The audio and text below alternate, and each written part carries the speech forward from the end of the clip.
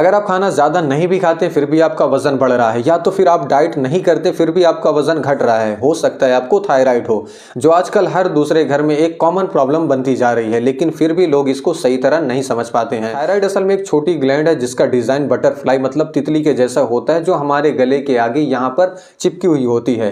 इसका काम होता है हमारे बॉडी के अंदर हार्मोन्स बनाने का, जिसका नाम होता है T3 और T4। ये हार्मोन्स बॉडी का इंजन जैसे होते हैं जो आपके वजन, heart beat, digestion, body temperature, दिमाग, मूड, पीरियड और फर्टिलिटी सब कुछ कंट्रोल करता है। मतलब थायराइड सही है तो बॉडी स्मूथ चलती है, और अगर थायराइड में प्रॉब्लम बनती है तो बॉडी पूरी तरह डिस्टर्ब हो जाती है। थायराइड तब होता है जब ये ग्लैंड या तो हार्मोन्स ज्यादा बनाना शुरू कर देती है या फिर कम बनाने लगती है। हार्मोन्स कम बनते हैं तो हाइपोथायराइडिज्म कहते हैं, और अगर हार्मोन्स ज्यादा बनते हैं तो हाइपरथायराइडिज्म कहते हैं। हाइपोथायराइडिज्म सबसे ज्यादा कॉमन है और ये औरतों में ज्यादा देखा जाता है, जिससे वजन ज्यादा बढ़ता है, थकान ज्यादा रहती है, ठंड लगती है, बाल झड़ते हैं, कॉन्स्टिपेशन होता है, स्किन ड्राई हो जाती है, पीरियड लेट होते हैं या तो बहुत हैवी हो जाते हैं, मूड लो रहने लगता है। जब हार्मोन ज्यादा बनने लगते हैं यानी हाइपरथायराइडिज्म हो जाता है तब वजन कम होने लगता है, भूख ज्यादा लगती है, हार्ट बीट फास्ट हो जाती है मतलब दिल की धड़कन तेज हो जाती है, हाथ पैर कांपने लगते हैं, घबराहट होती है, पसीना ज्यादा आता है, नींद नहीं आती, पीरियड इरेगुलर हो जाते हैं। कुछ लोगों में थायराइड ग्लैंड का साइज भी बड़ा हो जाता है जिसे गॉइटर कहते हैं। ये आयोडीन की कमी या हार्मोन्स इनबैलेंस की वजह से होता है।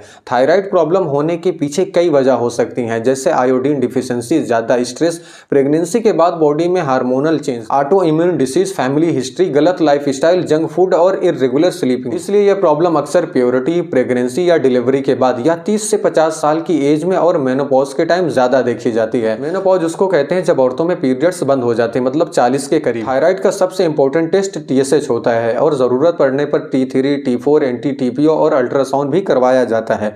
रिपोर्ट देखकर डॉक्टर डिसाइड करता है कि थायराइड कम है या ज्यादा है, इसलिए बिना टेस्ट के मेडिसिन लेना या बंद कर देना दोनों गलत है। अगर थायराइड निकल कर आता है तो सबसे पहली बात पैनिक होने की जरूरत नहीं है, क्योंकि थायराइड एक मैनेजेबल डिसीज है। सही टाइम पर मेडिसिन, रेगुलर फॉलोअप और लाइफ स्टाइल कंट्रोल के साथ पेशेंट बिल्कुल नॉर्मल लाइफ जी सकता है। हाइपोथायराइडिज्म में लिवोथायरोक्सिन टेबलेट दी जाती है जो बॉडी को हार्मोन्स बाहर से सप्लाई करती है, और ज्यादा केस में मेडिसिन लॉन्ग टाइम या लाइफ लॉन्ग चलती है। जबकि हाइपरथायराइडिज्म में एंटी थायराइड मेडिसिन दी जाती है। कभी कभी रेडियो एक्टिव आयोडीन और रेयर केस में सर्जरी की जरूरत पड़ती है। याद रहे कोई भी मेडिसिन बिना डॉक्टर के नहीं लेनी। डाइट की बात करें तो डाइट में बैलेंस खाना, फ्रूट, वेजिटेबल्स, आयोडीन वाला नमक, प्रोटीन रिच फूड लेना चाहिए।